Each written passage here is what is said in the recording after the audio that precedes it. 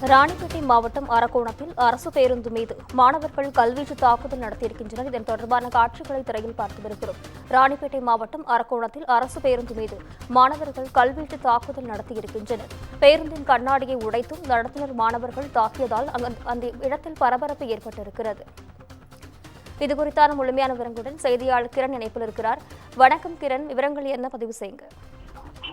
வணக்கம் நிஷா. ராணிப்பேட்டை மாவட்டம் அரக்கோணம் அடுத்த சித்தேரி பகுதியில் அரக்கோணத்திலிருந்து சோளிங்கர் செல்லும் C45 தடம் எண் கொண்ட அரசு பேருந்தில் மாணவர்கள் சிலர் படியில் அபாயகரமான பயணத்தை மேற்கொண்டதாக கூறப்படுகிறது.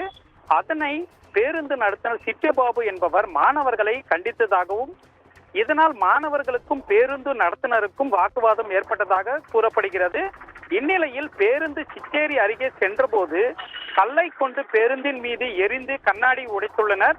அதனை தட்டி கேட்ட நடத்துனர் சிட்டிபாபு மீது தாக்குதல் நடத்திய வீடியோ ஒன்று தற்போது வெளியாகி பெரும் பரபரப்பை ஏற்படுத்தியுள்ளது. இந்த சம்பவம் குறித்து அரக்கோணம் கிராமிய காவல்துறையினர் விசாரணை மேற்கொண்டு வருகின்றனர்.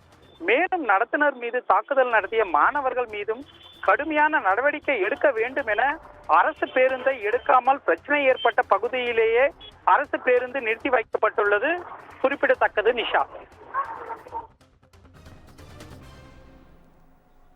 கிரண், விவரங்களுக்கு நன்றி.